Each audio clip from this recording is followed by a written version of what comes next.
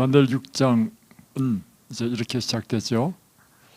다리오가 자기의 뜻대로 고관 120명을 세워 전국을 통치하게 하고 또 그들 위에 총리셋을 두었으니 다니엘이 그 중에 하나이라. 이제 다니엘 1장 2장만 하더라도 그 시대는 바벨론 시대였습니다. 다니엘 2장에서는 다니엘이 20세에 바벨론의 총리가 되죠. 그리고 다니엘 6장에서는 이 바벨론 나라가 페르시아 나라에 멸망당했습니다. 그리고 페르시아의 고레스가 그의 숙부인 다리오로 하여금 이 나라를 통치하도록 했습니다. 이때는 다니엘이 이제 어느덧 85세가 된 때였습니다. 자, 이때 나라도 바뀌었죠. 이 바뀐 나라에 다리오가 그 큰 대제국을 120도로 나누어서 우리나라는 몇 도죠? 8도죠? 예. 120도라니까 굉장히 큰 대제국이죠. 그래서 그런데 이 120도를 총리 셋을 두어서 이 총리가 이 120도를 다스리게 하고, 근데 이 중에 다니엘이었다는 것입니다. 이는 고관들로 총리에게 자기의 직무를 보고하게 하여 왕에게 손해가 없게 하려 함이었더라. 3절에 보면 이 총리 셋 가운데 다니엘은 마음이 민첩하여 총리들과 고관들 위에 뛰어남으로 왕이 그를 세워 전국을 다스리게 하고자 한지라. 그러니까 총리 셋 가운데서 특별히 다니엘을 총리 셋 가운데 우두머리로 세워서 전 120도를 다스리는 총리로 세우고자 한 것입니다. 이 사건을 계기로 해서 이제 다니엘이 시기를 받아서 이제 사자굴에 들어가는 사건이 다니엘 6장이죠. 근데 여기에 보면 다니엘이 마음이 민첩하였다. 총리들과 고관들 위에 뛰어났다. 그래서 왕이 그를 세워 전국을 다스리게 하였다. 여러분, 한 나라의 총리가 된다는 것은 무엇을 의미합니까? 한 나라의 총리가 된다는 것은요, 아무나 되는 것이 아닙니다. 특별히 특출난 지혜가 있어야 되죠.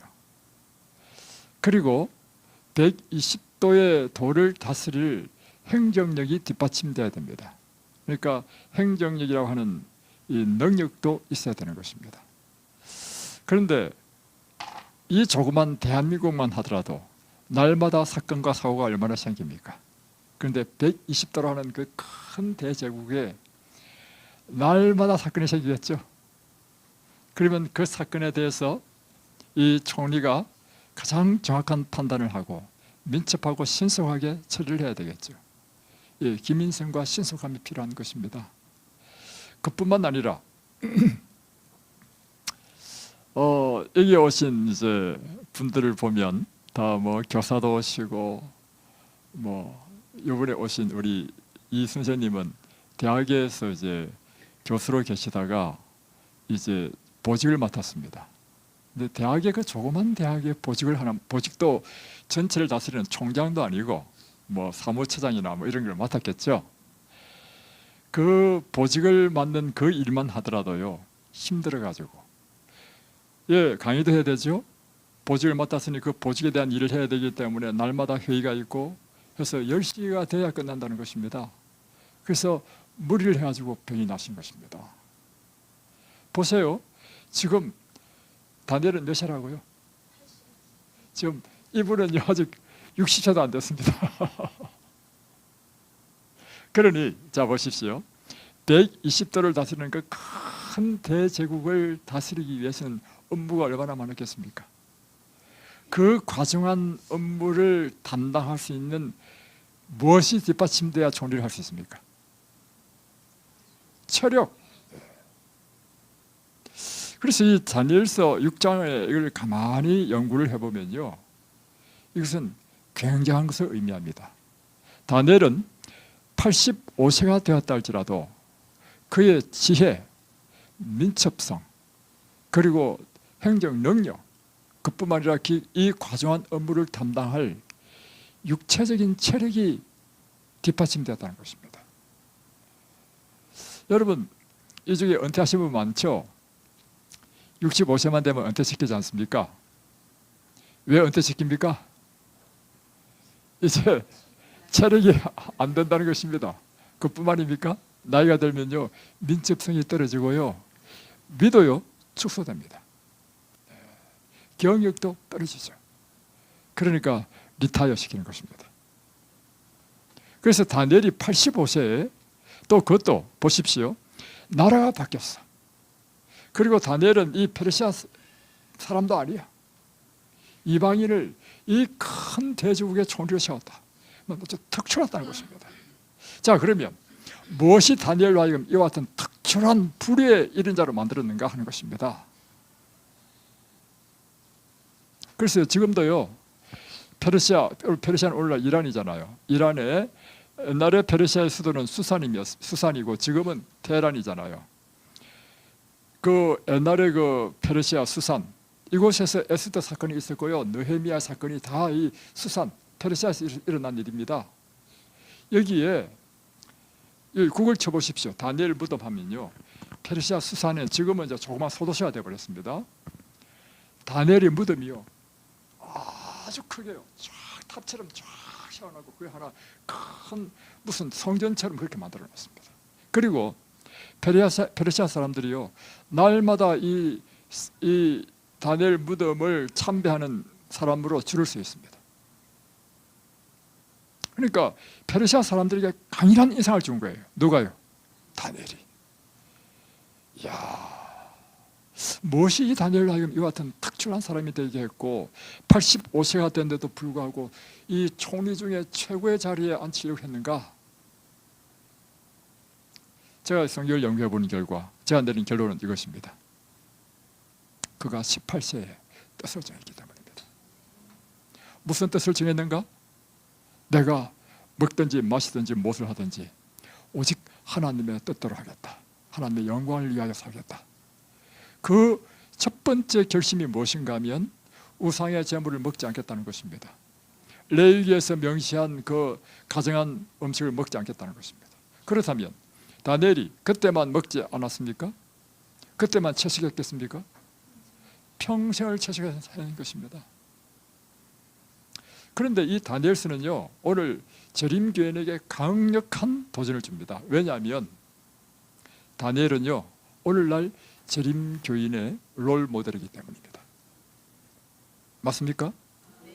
다니엘의 그의 모습과 오늘날 재림교인의 모습이 아주 흡사합니다. 그래서 하나님께서 이 재림교인에 주신 강력한 기별이 있는데 그것이 뭐냐면 건강기별입니다. 이 건강기별을 주신 이유는 다니엘처럼 오늘날 하나님의 남은 자손이 이 세상에서 특출한 백성이 되도록 하나님께서 건강기별을 주신 것입니다. 그렇다면 오늘 우리는 마지막 시대 하나님의 백성의 이 하나님께 주신 이 특출한 하나님의 백성이 되게 하는 하나님의 기별에 순종해야 된다는 것입니다. 그래서 저는 오늘 여러분에게 2박 3일의 짧은 기간 동안 많은 내용 중에서 무엇을 할까 고민하다가 딱 정한 것이 있습니다. 뜻을 정하고 돌아가십시오. 그것은 하나님께서 우리에게 주신 이 놀라운 특출한 우리를 이 세상에서 특출한 백성이 되게 하는 하나님의 이 건강기별을 여러분의 삶 가운데 실천하리라. 이것을 여러분이 다니엘처럼 뜻을 정하고 돌아가시면 오늘 여러분의 2박 3일의 이 기간은요, 가장 귀한 기회가 될 줄로 믿습니다. 저희 교인들 가운데 치과 의사가 많죠. 그래서 그중에 장로님들이 많이 계시는데 어떤 장로님이 저에게 자기 병원에 꼭 놀러 오라는 거예요. 점심을 대접하겠다고.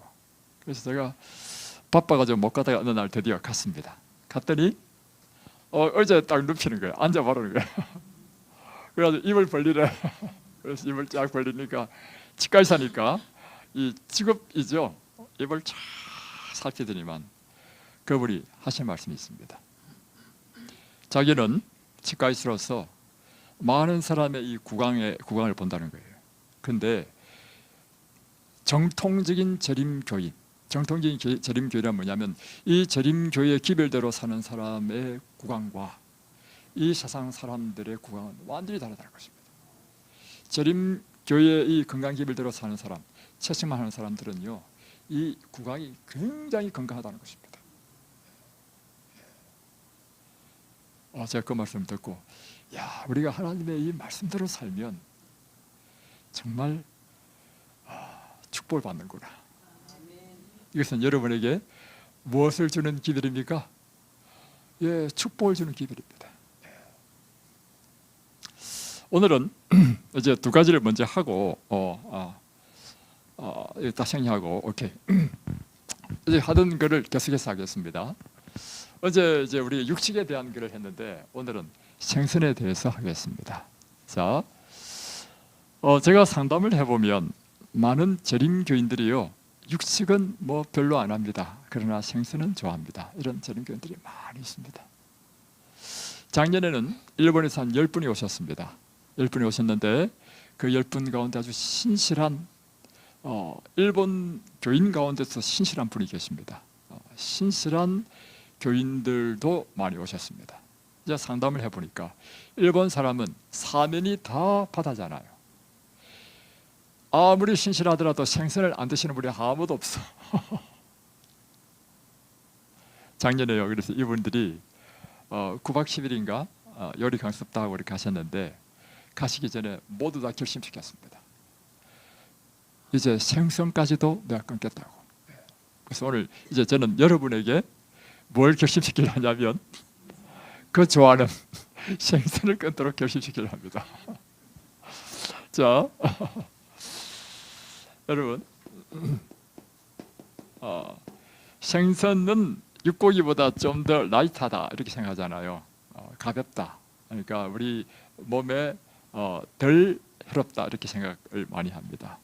그 이유는 생선은 육고기보다 불포화 지방산,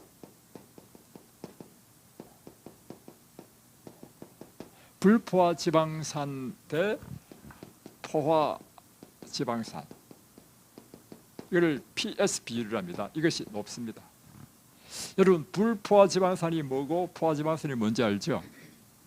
불포화 지방산은 상온에 녹는 기름이고 포화 지방산은 상온, 일반적인 이 온도에 굳어버리는 것입니다. 예를 들면 이와 같은 것이죠. 옛날에 여러분 소고기국 고춧가루 풀면 빨간 소고기국 있잖아요. 겨울에 아침에 딱 되면 어떻게 돼요?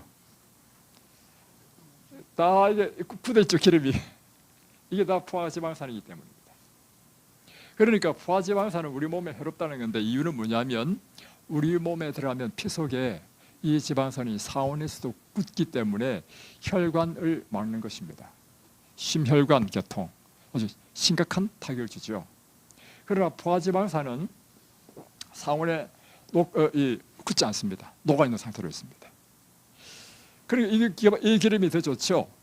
그래서 포화지방산의 대부분은 육복이고요, 생선은 불포화지방산이 그래도 좀 더 많다는 것입니다. 완전히 불포화지방산으로 된 건 아니지만 포화지방산도 있고 두 개 더 있는데 이 PS 비율이 육고기에 비해서 좀 높다는 것입니다.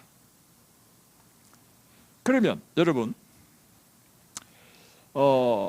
채식에 있는 기름, 예를 들면 들기름, 들깨, 참깨, 콩이든지 이런 모든 기름은요, 예, 다 불포화 지방산입니다.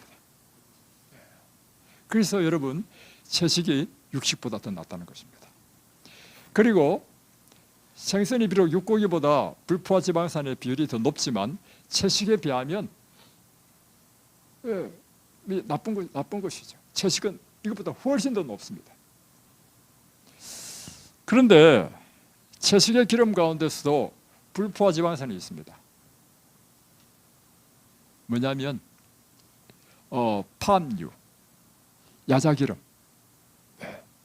그래서 여러분, 그 야자기름을 과자 만들 때 많이 씁니다. 왜냐하면 이게 바삭바삭하거든요. 근데 그것이 불포화 지방산입니다. 포화 지방산입니다. 그래서 채식 가운데서도 나쁜 기름이 있는데 야자기름이다. 이해하시면 되겠고요. 두 번째는 생선이 오메가3 때문에 그렇습니다. 오메가3가 생선이 많아요. 이 오메가3가 우리의 혈압을 내리고 여러 가지 좋은 점이 많아요. 그래서 어떤 사람은 오메가3를 먹는 사람이 있습니다. 그런데 이 오메가3를 할지라도요, 채식에서는요 생선보다 더 많습니다. 그런데 사람이 무엇에 자꾸 이제 생각하냐면 육고기와 비교해 보면 좋다 이런 관점에서 좋은 것이지요. 채식에 제일 오메가3가 많은 게 뭔지 아십니까? 아마시. 그래서 아마시가 좋다는 것입니다. 아마시, 들깨 정말 많아요. 예, 올리브오일. 예. 그래서 채식으로 하게 되면 오메가3 충분히 드십니다. 그래서 여러분 오메가3를 별도로 먹는다, 아주 어리석은 일입니다. 예, 그런 사람이 있어요. 드실 필요 없습니다, 여러분. 그리고 무엇이든지 이 영양을요 자연 상태로 섭취하는 것이 제일 좋습니다. 이것을 약으로 만든 것은 항상 열등합니다. 그래서 여러분 이곳에 오시면요 사람들이 오면 다 최소한 뭘 먹냐면 영양제를 다 먹고 있고요, 오시는 분 다 상담하잖아요. 영양제, 다음에 건강보조식품 다 먹고 옵니다. 다 가져옵니다. 제가 하는 일이 뭐냐면 영양제라 할지라도 다 건드립니다. 가장 좋은 것은요 음식으로 섭취하는 것입니다. 여기 우리 장로님이 보이시니까 기억나는 게 있네요. 우리 부산에 오신 김종대 장로님이요, 제가 이야기 들어보니까 옛날에요 저 높은 키에 몸이 이렇게 막 비대하셨다는 거예요. 왜냐하면 식성이 좋으셔가지고 고기, 생선 한 접시씩 먹고, 그랬더니 반드시 일어나는 일이 있죠. 병이 걸립니다. 그래가지고 당뇨에다가 고지혈, 고지혈 똑같은 거고, 고혈압, 병원에 가니까 약을 주잖아요. 그래서 이분이 또 재림교회 장로님이잖아요, 장로님. 그래서 딱 결심을 한 거예요. 그래서 이 우리 교회가 시키는 대로 철저하게 그때부터 채식을 했습니다. 현미 드시고 생선까지 다 끊어버리고, 그리고 아침에 일어나면 운동, 산책하고, 또 오전에 산책 한번 하고, 또 오후에 산책하고, 하루에 3번씩 산책하고, 날마다 하니까 그 비대했던 몸이 쫙 빠져가지고 지금 얼마나 보기 좋아요. 그죠? 모든 약을 다 끊었습니다. 이렇게 돼야 됩니다, 여러분. 실물 교리 계셔가지고 제가 잠깐 말씀드렸는데, 자, 그리고요 이제 특별히 암 환자의 경우에는요, 암 환자의 경우에는 생선은 육고기보다 더 안 좋습니다. 그 이유가 무엇인가? 암 환자. 그래서 여러분 이런 이야기 많이 들었죠. 요양원에서 이제 천연치료 해가지고 암이 다 나왔어요. 다 나가지고 딱 밖에 나오니까 이제 암이 다 나왔단 말이에요. 친구들이 막 축하한다고, 그동안 고생했다고 이 회를 먹으러 가자는 거예요. 그렇지 않아도 이 사람이 그동안 사실은, 근데 사람들이 그 육고기보다 더 먹고 싶어하는 게 회를 먹고 싶어하는 것 같아요. 그래가지고 회를 딱 한 사람 먹었는데 그날로 딱 재발돼가지고 죽었다, 이런 이야기 너무 많이 들었습니다. 저는 왜 이게 특별히 생선이 암 환자에게 치명적이냐, 그 이유를 설명하겠습니다. 과학적으로. 이게 1900 몇 년도죠? 74년도로 알고 있는데, 예, 맞습니다. 1974년도에 무엇을 이제 발견했냐면, 우리 몸에 암을 일으키는 그것은 무엇인가? 이것을 이제 연구를 했습니다. 하다가 이제 실험실 패트리 접시죠. 여기에다가 이제 하나는 정상세포, 하나는 암세포를 놔두고요. 이제 여러 가지 물질들을 이제 줍니다. 그래서 실험을 했습니다.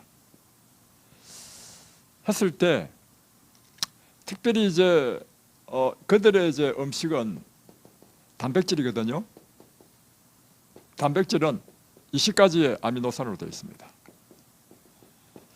그래서 이 아미노산 가운데 한 가지씩 빼버렸습니다. 그러니까 이거를 뺄 때 정상세포도 잘 자라고 암세포도 잘 자라고, 또 요걸 빼도 전혀 문제가 없어, 잘 자라. 또 요걸 빼도 하는데 하다가 무엇에 딱 걸렸냐면 메티오닌이라는 아미노산, 단백질 20가지 중에 하나입니다. 아미노산. 이것을 딱 빼버리니까 정상세포는 메티오닌이 없어도 잘 자라요. 근데 암세포는 메티오닌이 없으니까 죽어버려요. 계속해서 반복적인 실험을 했는데 암은 절대적으로 메티오닌이 없으면 존재할 수 없다는 사실을 발견했습니다. 굉장한 발견이죠. 그러면 암 환자에게 뭐만 딱 제거하면 됩니까? 메티오닌만 제거하면 됩니다. 그러면 메티오닌이 식품마다 어디에 더 많은가 실험하는 것입니다.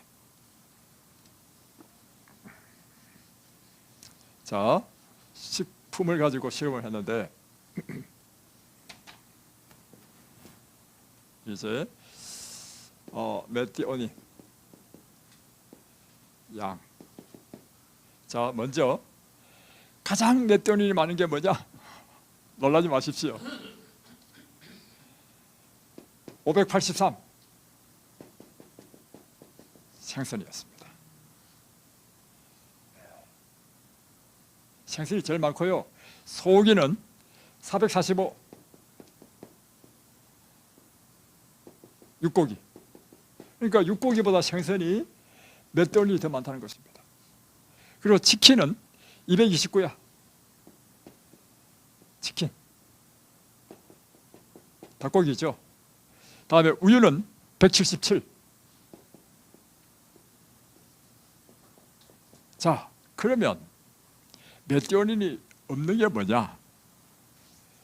채소, 과일에는요 메티오닌이 거의 없어요. 막 있어봐야 2밖에 안 돼. 이것은 전혀 영향을 미치지 못해. 그리고 단백질이 제일 많은 것이 밀이잖아요. 곡식 가운데 밀이 얼마냐면 46이에요. 통밀 46이에요. 이 46은요 이것이 비교하면 완전히 이건 사발의 피야. 그리고 또 놀라운 사실은요, 어떤 실험을 했냐면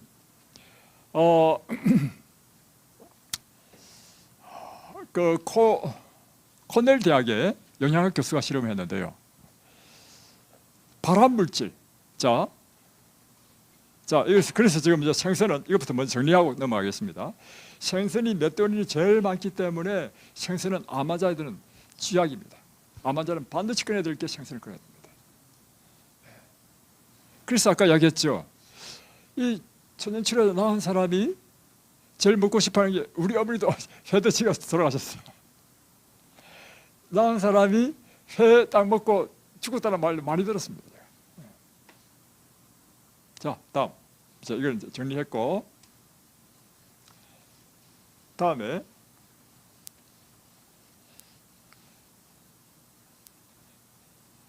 교수 이름이 코넬 대학의 유명한 영양학인데, 코넬대의 영양학 교수입니다.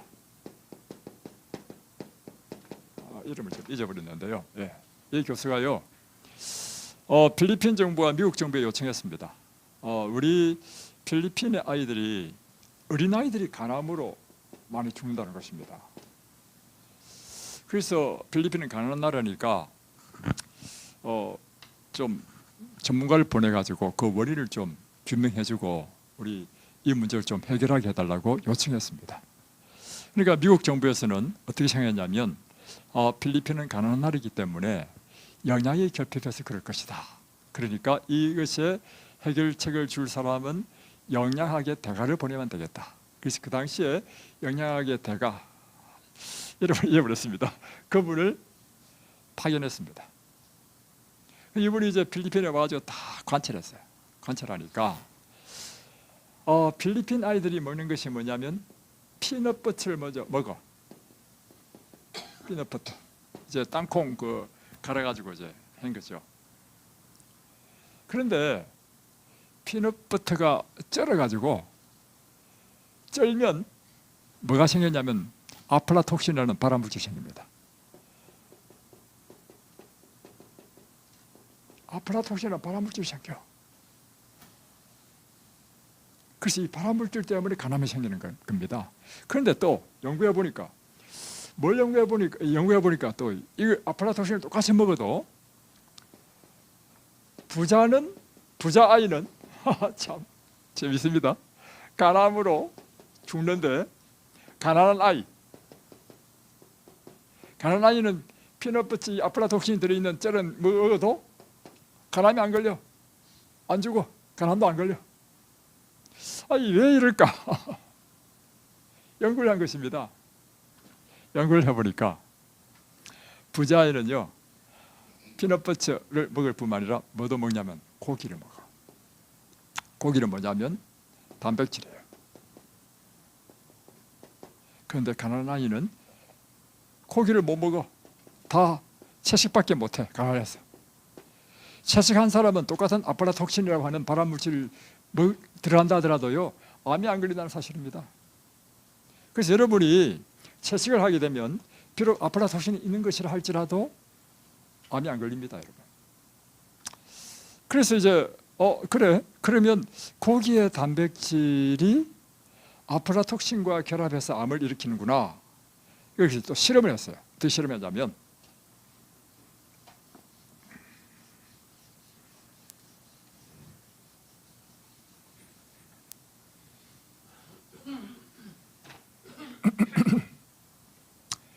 쥐를 가지고 쥐 실험. 자, 소의 단백질을 가지고 그가 이제 쥐의 총 하루 열량 먹는 열량의 5%, 10%, 다음에 20% 이렇게 단백질, 그러니까 동물성 단백질이죠.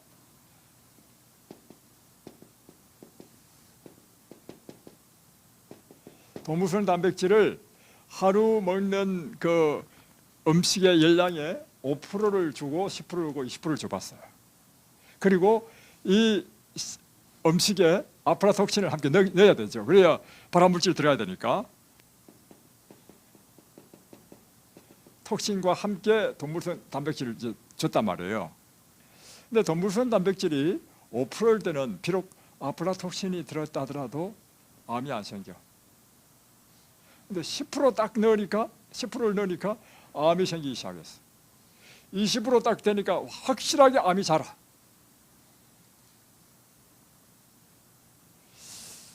그러니까 이 발암물질은 무엇에 의해서 결정되느냐면 이 동물성 단백질을 만나게 되면 암을 일으킨다는 사실을 발견한 거예요.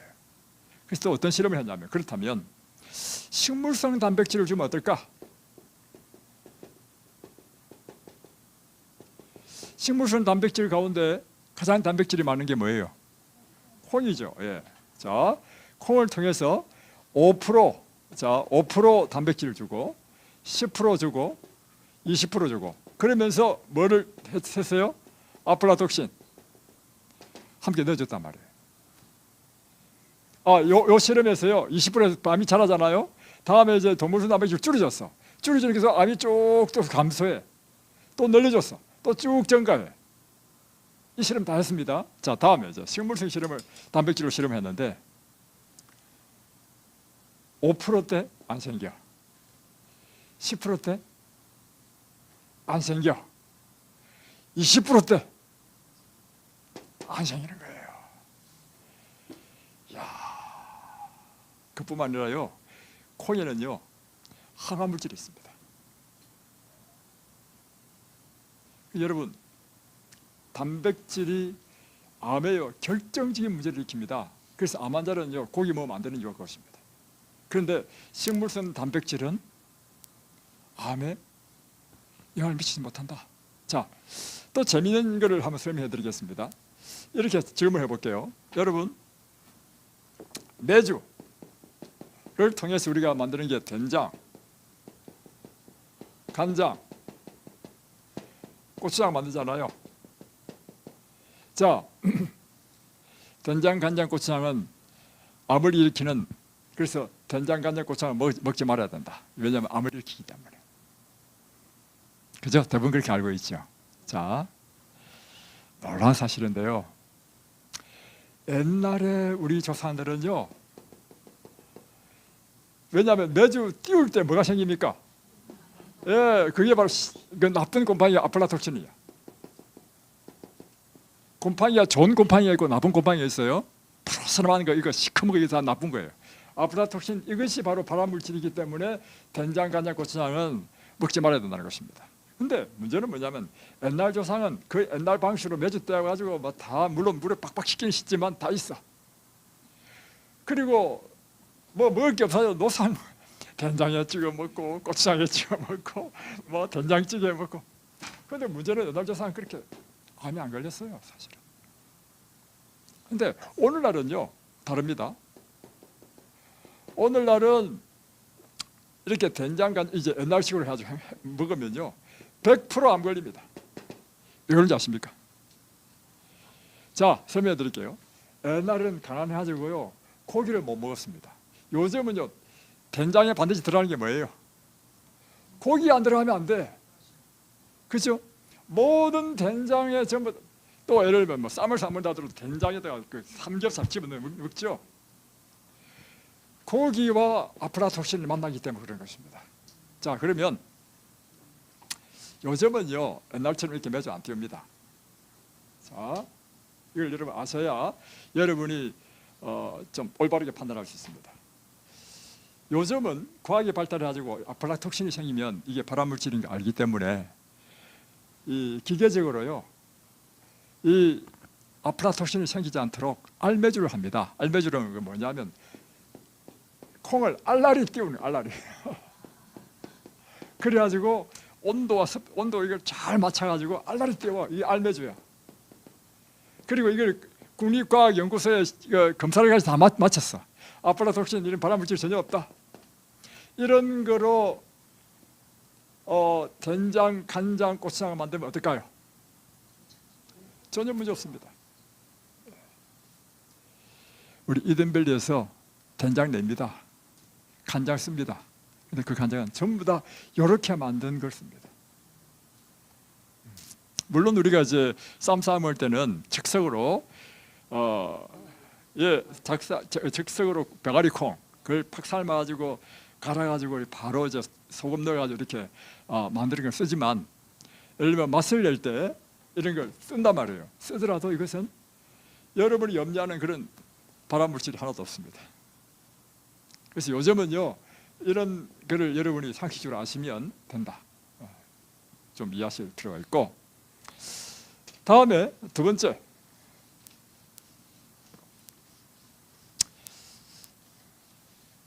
시간이 부족하네요.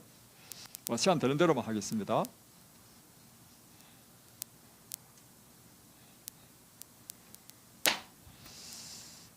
두 번째 생선이 안 좋은 것은요, 해산물은요 감염성 질병의 원인이 됩니다. 이 해산물이라는 것은 이것이죠. 뭐 이제 미역, 파래 이런 게 아닙니다. 미역, 김, 파래는 여기 해당되지 않습니다. 왜냐하면 그건 풀이에요. 그래서 이런 이제 동물성 식품이 아니기 때문에 관계 없습니다. 그걸 오해하시는 분이 있어요. 자, 여기서 말하는 것은 게, 조개, 굴 이런 걸 이야기하는 것입니다. 새우 이런 거. 여기에 무엇이 많느냐면 각종 바이러스균이 많아요. 그래서 식중독이요 일반적인 것보다 15배나 더 많다는 것입니다. 그래서 여러분 이 전부 성경에서 먹지 말라는 이유가 다 있어요. 전부 다 바이러스균이 여러 가지 바이러스균이 있어요. 뭐 일일이 제가 뭐 칸비러스 균이든지 이름이 어려운 이름인데 그 일일이 여러분에게 이야기할 필요 뭐 있습니까? 하여튼 쉽게 표현하면 바이러스균이 많다. 다음에 세 번째, 생선을 먹지 말아야 되는 이유는요, 모든 생선이요 중금속 또 독극물 오염되어 있습니다. 생선의 살과 기름에.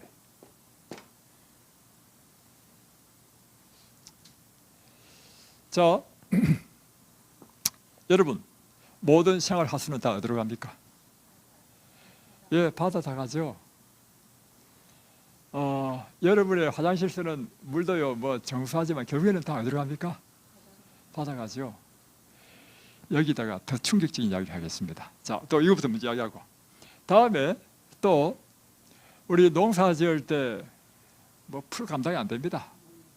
예, 농약 다 치죠. 그러다 막 벌레, 야간치우로 안 돼. 그래서 농부들이 다 치잖아요. 치는데 여러분이 그 먹는 이 식물, 야채는 그렇게 염려할 필요 없습니다. 왜냐하면 또 이 설명하면 또 복잡한데, 하여튼 결론적으로 표현하면 뭐냐면, 옛날처럼 그렇게 농약을 안 치고요, 농약을 치는 그 독극물의 그를 규정하고 있어요. 그러면서 그 규정 때문에 뭘 주냐면 공익 직불금을 주는 것입니다.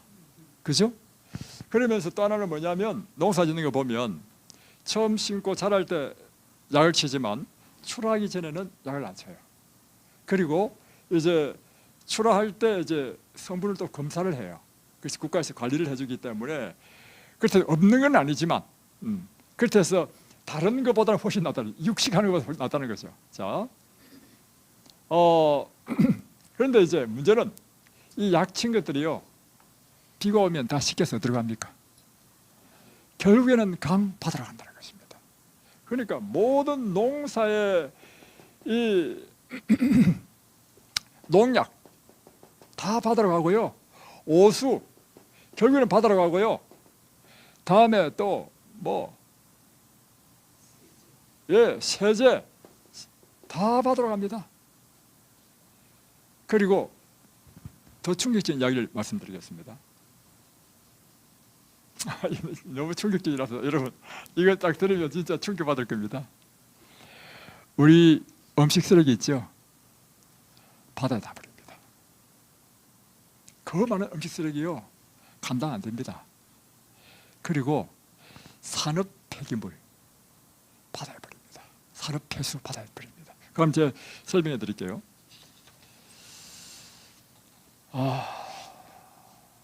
바다에 버리는 게 뭐냐면요, 일단 그래서 이제 살충제, 다이옥신, 염화탄화수소, PCB, 수원, 납, 카드뮴, 다음에 비소, 각종 중금속이 그 생선의 기름 속에 다 있는 것입니다. 살에. 그리고 이제 바다에 버린 게 뭐냐? 1988년부터 2013년 동안, 25년 동안 놀라지 마십시오. 1억 2,978만 5천 톤, 5천 톤을 바다에 버렸는데, 뭘 버렸느냐? 가축 분뇨, 하수 찌꺼기, 음식물, 산업 폐기물, 산업 폐수 버리다는 것입니다. 충격적이죠. 근데 산업 폐기물이 뭐냐면, 제지회사에서 나오는 처리 못하는 찌꺼기, 섬유 염색의 폐기물, 섬유 화학의 폐기물, 식품 가공업에서 다 하고 다 자르고만 났으면 내장이라든가 필요 없는 거, 결국에는 바다에 다 버리는 것입니다. 왜 바다에 버리느냐? 비용이 제일 싸기 때문에. 그래서요, 런던 의정서, 이게 뭐냐면, 이제 2009년에 이제 우리나라가 가입한 게 있습니다. 세계적으로, 우리나라가 아니라 세계적으로 다 바다에 버리니까 이게 심각한 문제가 되는 거야. 그래서 이제 바다에 버리지 말고 매립하자. 매립하는데 비용이 많이 들기 때문에 바다에 버리는 거예요. 그래서 이제 했는데, 우리나라는 언제 가입했느냐? 209년에 가입했습니다. 209년에 가입했는데 209년에 가입하고 나서도 그 일을 이행을 하지 못했어. 왜냐하면 그 당시에 우리 경제 수준이 낮아가지고 비용이 너무 많이 드니까 회사가 감당이 안 돼. 그래서 2016년도까지 벌었다는 거예요. 2016년도까지. 그래서 제가 자료를 찾아보니까 2016년도 이후부터는 이제 자료가 안 나오더라고. 그런데 예를 들면 2005년도에만 9,929톤을 벌였는데 992만 9천 톤을 벌였는데 가축 분뇨가 278만 3천 톤, 하수 찌꺼기 162만 9천 톤, 음식물이 149만 8천 톤, 산업 폐기물 144만 1천 톤, 산업 폐수 77만 7천 톤 이렇게. 그래서 동해 바다가요 비소와 아연이 정상 수치보다 더 높다는 것입니다. 여러분이 동해, 남해, 서해 중에서 제일 깨끗한 바다가 어느 바다로 생각합니까? 동해로 생각했죠. 왜냐하면 동해도 버리고 남해도 버리거든요. 예. 서해는 보니까 버리는 장소가 없더라고. 이게 산업 폐기물 선이 있어요. 그 선이 하는데, 자, 그래서 현재 이게 42개국이 가입되어 있습니다.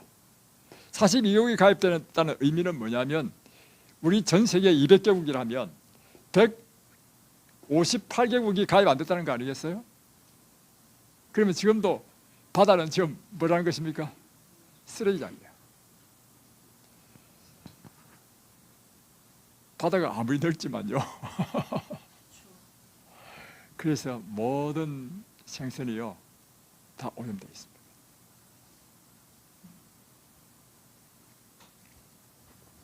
후쿠시마의 원전 오염수 방류를 시작했잖아요. 134만 톤을 버려야 된답니다. 그런데 이것이요 30년이 걸린답니다. 여러분 이래도 생선을 드시겠습니까? 정냄이 뚝 떨어지죠. 다음 또 한 가지. 자, 또 한 가지. 시간이 없는데 뭐 오늘 마지막 시간이니까 하여튼 할 수 있는 데까지 하다가 시간 되면 끝나겠습니다.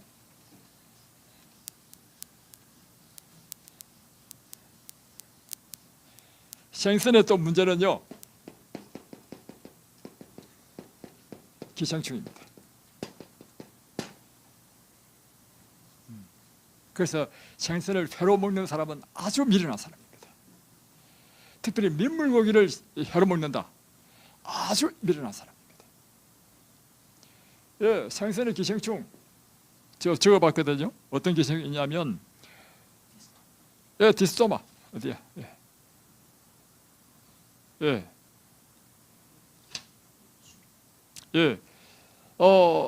회충, 편충, 천충, 흡충, 간 디스토마, 폐 디스토마 등등등.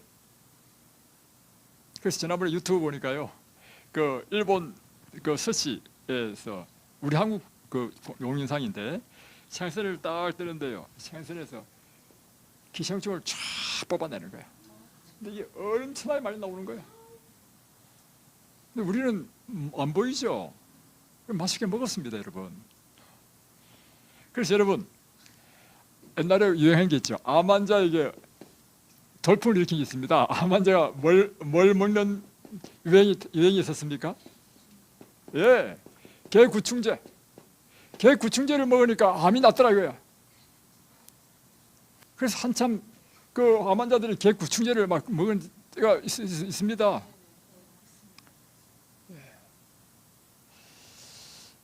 지사님 그렇다 해서 지사님은 피 안 드셨죠? 이거 그럼 구충제를 드셔야 되나 모르겠다. 자, 또 한 가지. 생선도요, 여러분, 생선도 암이 걸린다는 사실 압니까? 생선에 암이 많아요. 생선도 질병에 걸립니다. 그런데 육축의 위험, 어저께 공부할 때 육축의 위험 가운데 하나가 뭐냐면 육축의 질병이 사람에게 전염된다는 걸 알았죠. 생선의 질병도 이걸 먹으면 사람에게 전염된다는 것입니다. 그래서 미국의 미국입니다. 캘리포니아에 있는 이리호에는 메기가 검사를 해보니까 30%나 간암이 걸렸어. 그리고 미국 국립암연구소가 발표를 했는데요. 이 호수가 있는데 이 물고기의 종량, 암이 많은 지역에 사는 사람들이요, 암 사망률이 제일 높다는 것입니다. 이 이야기는 무슨 이야기예요?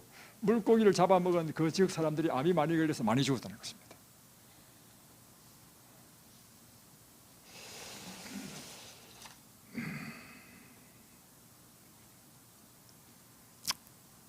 다음에 마지막 요걸 하고 마치겠습니다.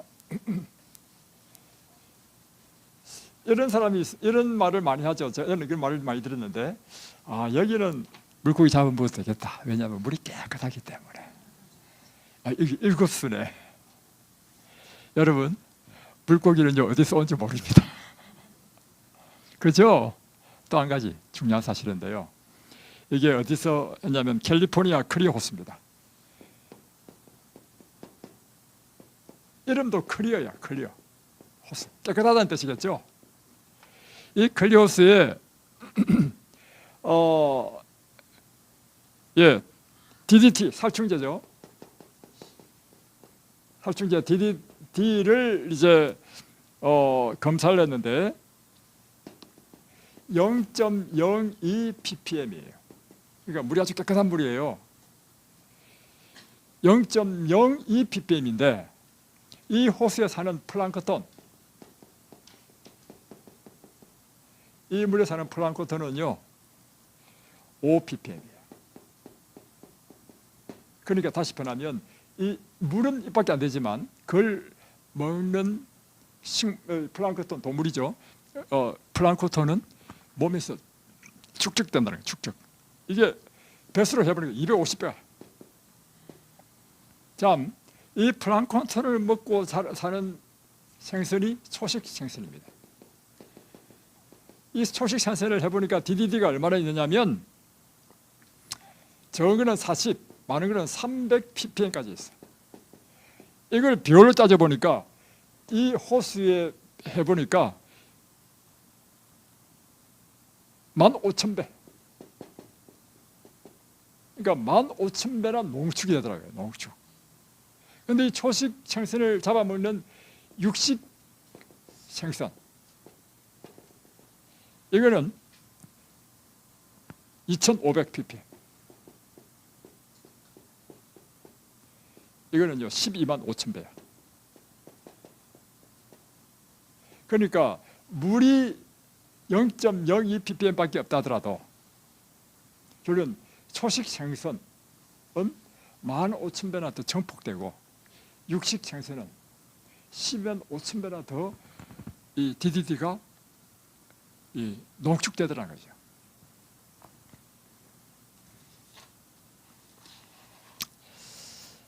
이제 제가 말씀을 줄이면서 마지막으로 이제 여러분에게 이제 호소하고 마치겠습니다.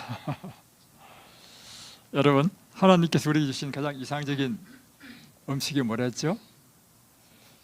창세기 1장 29절에 씨 맺는 채소와 씨 가진 열매 맺는 모든 나무를 너희에게 식물로 주노라. 3장 18절에는 밭의 채소는 너희의 식물이 되리라. 그래서 하나님께서 우리에게 주신 가장 이상적인 음식은요, 채식입니다. 그래서 우리가 이 하나님의 뜻에 순종하도록 하기 위하여 이 세상의 어떤 교회에서 이와 같은 채식을 하도록 가르치는 교회가 어디 있습니까? 믿음으로 우리는 구원을 얻는다. 그래서 먹는 것이 우리는 자유를 얻었다. 그래서 마음대로 먹잖아요. 제가 축전에서 목회할 때요, 한 자매가 이제 인터넷을 통해서 우리 교회 온 자매가 있어. 그 자매가 이제 이곳에서 이제 배우고 이제 침례를 받고 이렇게 인이 됐는데요. 그분이 한 이야기가 있습니다. 제가 옛날에 다니던 교회는요, 성도가 뭐 10,000명인가 그렇대. 그런데 아픈 사람이 너무 많다는 거야. 그래서 목사님, 그 교회 가서 좀 이 건강 기별을 좀 가르쳐 주라고. 여러분, 오늘 하나님께서 특별히 마지막 남은 백성에 주신 이 건강 기별은요, 다니엘처럼 이 세상에서 탁월한 하나님의 백성이 되도록 주신 기별입니다. 여러분 뜻을 정하시겠습니까? 내가 하나님의 뜻대로 먹든지 마시든지 하나님의 영광을 위하여 살리라.